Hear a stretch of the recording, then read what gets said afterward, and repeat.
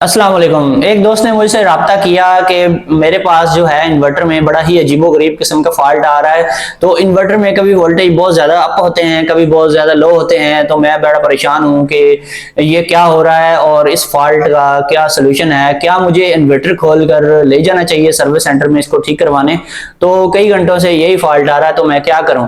तो जैसे ही मैंने वीडियो के ऊपर देखा तो मैंने उनको फ़ौरन बताया कि ये जो फॉल्ट तब आता है जब आपके पास बहुत ज्यादा वापडा की तरफ से वोल्टेज अप या डाउन हो रहे होते हैं।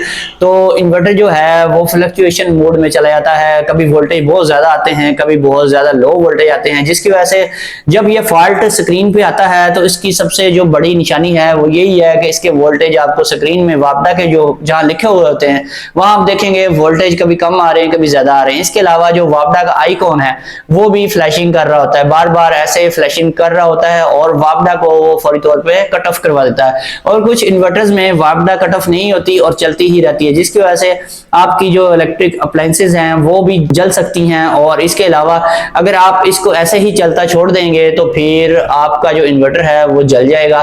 तो जैसे ही मैंने ये चीज देखी, मैंने उन्हें बोला कि इसको फौरी तौर पे वापडा का जो ब्रेकर है उसको ऑफ कर दें और इसको तब तक ऑफ रखें जब तक आपके वोल्टेज स्टेबल नहीं हो जाते। जब वोल्टेज स्टेबल हो तो फिर आपने इसको ऑन करवाना है, अदरवाइज इसको आपने ऑन नहीं करवाना। अगर आपके पास ये डेली बेसिस पे फॉल्ट आता रहता है तो आपको चाहिए आप इसमें कोई अच्छे वाला स्टेबलाइजर यूज करें, जो कि सर्वो मोटर का स्टेबलाइजर जो अगर आप यूज करते हैं वो सबसे अच्छा स्टेबलाइजर होता है, तो वो आप लगाएं ताकि ये इन्वर्टर जो है आपका ये इसकी सेफ्टी रह जाए। अगर आपका इन्वर्टर जल गया तो आपके इन्वर्टर पे 5000 से लेकर 8 से 10,000 इजीली खर्च हो जाएगा।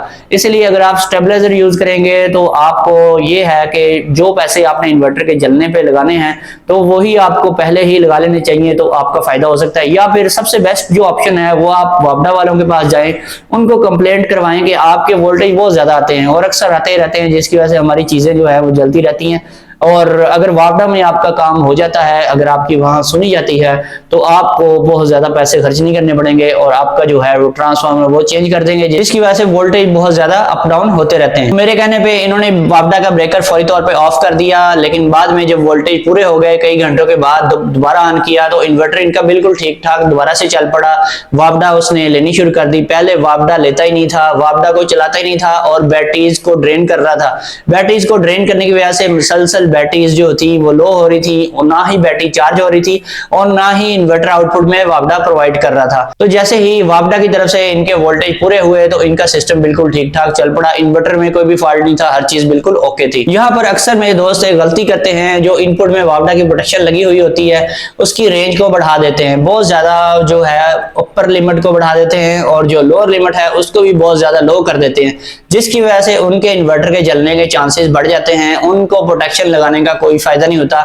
जो प्रोटेक्शन आपने लगाई हुई होती है उसमें आपने इसके वोल्टेज जो है 250 या 260 लाजमी सेट कर देने हैं, इससे ज्यादा वोल्टेज ना रखें। इसके अलावा जो अंडर साइज के वोल्टेज होते हैं वो आपने 170 वोल्ट रखने हैं। इससे कोशिश करें नीचे जो लिमिट है वो यूज ना करें।